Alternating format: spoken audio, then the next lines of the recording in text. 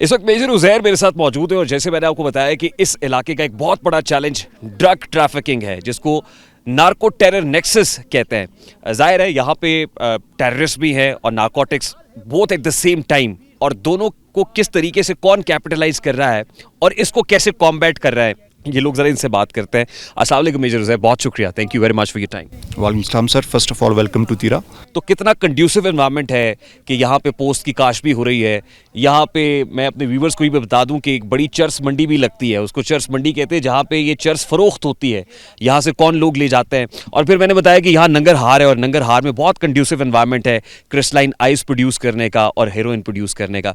तो थोड़ा सा ज्योग्राफी को बताते हुए ये बताइएगा कि यहाँ पे ये इतना प्रॉफिटेबल बिजनेस कैसे है और क्या यही सिर्फ आइसोलेटली यही बिजनेस चलता है, कुछ और चीज़ें भी हैं यहाँ करने को लोगों के पास? जी सर, यहाँ की जो ज्योग्राफी और वेदर है सर, वो यहाँ सपोर्ट करता है जो नार्को की कैनबिस वी कॉल इट, उसकी कल्टीवेशन को।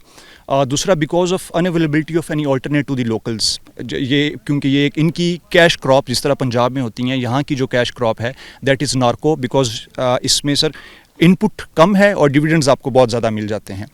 लाइकवाइज जो नंगरहार है जो आप आईबी देख रहे हैं across, that at time has been the second highest जो नार्को प्रोड्यूसिंग और हार्वेस्टिंग प्रोविंस इन अफगानिस्तान। तो दोनों डायमेंशन में हम इसको लुक आफ्टर कर रहे होते हैं। हमने जो इंटरनली भी जो लोगों ने नार्को यहाँ कल्टिवेट किया है, maybe because of unavailability of any alternate, उसको भी कंट्रोल करना है, because that shouldn't be transported to Peshawar and then towards other part of countries. और इस तरह से हमने जो अफगानिस्तान में नंगरहार में भी जो काश्त हुई है उसको भी हमने रोकना है कि वो पाकिस्तान में ना आ सके। मेरा बड़ा सादा सा सवाल है मेजर उजैर आपसे, आप कॉन्फिस्केट तो कर रहे हैं, आप लोगों से उनका रोजगार छीन लेंगे, मतलब आई मीन यहाँ की लोकल पॉपुलेशन का, कम्युनिटी का एक बहुत बड़ा रिजर्वेशन कंसर्न ये भी होगा कि हमारे पास यही तो है, अगर यही कॉन्फिस्केट करेंगे, यही ग्रो नहीं करने देंगे तो फिर हम कमाएंगे क्या और खाएंगे क्या? एग्जैक्टली सर, तो इसलिए कि अगर हम इसको we completely want to weed it out कि ये नहीं होना चाहिए, then we have to provide alternate. तो इसके लिए we require the other state institutions जो हैं, जो कि इसके लिए उनको सब्सिट्यूट देना चाहिए लोकल्स को, कि नार्को की जगह कोई और क्रॉप्स दे सकें, या हम इन कोई और, sir for example we have the example all around the world कि नार्को से जो कैनबिस है उससे दूसरी चीज़ें भी बनती हैं सर। इससे जो ये जीन्स का फैब्रिक है सर, ये भी बनता है सर। इससे जो नार्को ऑयल है सर प्रोड्यूस होता है, जो कि मेडिकल पर्पसेस के लिए यूज़ होता है, वो भी किया जा सकता है। सो वो क्यों नहीं बन रहा है यहाँ पे sir? Because of perhaps the lack of appetite at few quarters. जो कंसर्न क्वार्टर्स हैं सर, उसको चाहिए कि वो इन लोगों को ऑल्टरनेट। कंसर्न क्वार्टर से क्या मुराद है, जरा मैसेज को भी बताइए ना। I won't be able to comment that. Naturally अगर यहाँ के लोगों के पास ऑल्टरनेटिव होगा कमाने का और फिर खाने का, तो ज़्यादा बेहतर तौर पे वो ये कॉन्फिस्केट अगर होती भी है तो उनके पास को मुतबादिल होगा तो वो काम कर सकेंगे। और मुतबादिल देना नेचुरली इनकी डोमेन नहीं है, जो इस वक्त एफसी काम कर रही है यहाँ पे। ये तो हुकूमतों का काम होता है, ये तो जो chief executive of the province है या जो रेलेवेंट मिनिस्ट्रीज हैं उनका काम है। आगे चलते हैं ज़रा, ये ड्रग ट्रैफिकिंग के बाद जो ख़ास तौर पे इन्फिल्ट्रेशन ऑफ द टेररिस्ट्स है, वो कितना बड़ा रिस्क है और कितना बड़ा चैलेंज है। जो खारजी आ जाते हैं सरहद पार से, उनको रोकने के लिए, उनको कॉम्बैट करने के लिए क्या किया जा रहा है, जरा इस पे भी बात करते हैं। इस वक्त कर्नल वकास मेरे साथ मौजूद हैं और कर्नल वकास को जब मैंने देखा तो मेरी ख्वाहिश मेरे दिल में पैदा हुई कि मैं इनसे बात करूं। तो कर्नल वकास, मतलब कितना अपहिल टास्क है सर यहाँ पे ड्यूटी करना? इट्स वेरी टफ, लेकिन वंस यू कंसीडर इट, और जब आप ये देखते हैं कि you are doing it for your country and you are doing it for the protection of your people, तो उसके सामने कुछ भी नहीं है। It's not that up. We are here for a very short span of time, और अभी हमें बताया जा रहा था कि बड़ा सेंसिटिव एरिया है यहाँ से, सामने से भी कोई फायर ओपन हो सकता है, और अब से 2-2.5 घंटे पहले हमने गन शॉट की आवाज़ भी सुनी। क्या चल रहा है सर यहाँ पे? इसी तरह ही है, ये जो आपके सामने एरिया है, ये सारा बाग मैदान, और इधर है sniping any time can happen.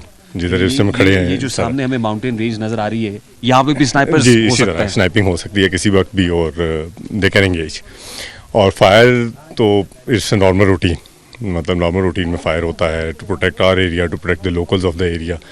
और जब भी पोस्ट के ऊपर फायर आता है, या we will go on operations, जब हमें कोई इंटेलिजेंस मिलती है, इंटेलिजेंस बेस्ड ऑपरेशन करते हैं कि जहाँ पे ख़वारिज मौजूद हैं, तो लाइव फायर। हमने ना बड़ी पॉलिटिकल पार्टीज़ को ड्यूरिंग रीसेंट इलेक्शंस भी ये कहते हुए सुना ज़ाहिर है प्रोग्राम्स के अंदर, टॉक शोज़ के अंदर भी, कि बहुत सारे ऐसे इलाके थे केपी के कि जहाँ पे हमें इलेक्शन कैंपेन करने की का भी मौका नहीं मिल सका। वो इस वजह से कि लॉ एंड ऑर्डर सिचुएशन है, सिक्योरिटी ठीक नहीं है, हम तो कैंपेन नहीं कर सकते हैं, रात को जैसे आपने बताया नहीं निकल सकते हैं लोग, दिन में भी हम मतलब अभी हार्डली 2-2.5 घंटे पहले जो हमने आवाज़ें सुनी है, दिन के उजाले में देखिए, ये ब्राइट सनलाइट में हम खड़े हुए हैं और इस वक्त ये कुछ हो रहा है, तो सिक्योरिटी के कंसर्न्स तो बहुत ज़्यादा है सर यहाँ पे। There is no doubt security concerns हैं, और बहुत ज़्यादा नहीं, बहुत ज़्यादा है। और मैं जो मेरा AOR है, अगर आप उसमें गए तो मैं ये कहूँगा कि इश्यूज़ इसलिए भी ज़्यादा हैं कि FC के ऊपर प्रेशर ज़्यादा है, लोड ज़्यादा है, वर्कलोड ज़्यादा है।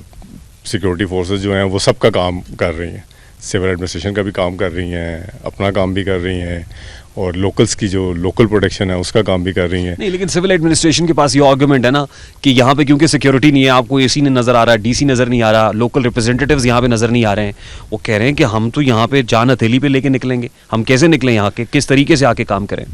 तो जो सिक्योरिटी फोर्सेस यहाँ पे ड्यूटी दे रही हैं, क्या उनकी जान हथेली पे नहीं है? और पहली बात तो ये है कि फर्स्ट ईयर ऑफ रिस्पॉन्स या जिसने सिक्योरिटी कायम करनी है यहाँ पे, वो कौन है? That is police, that is civil administration.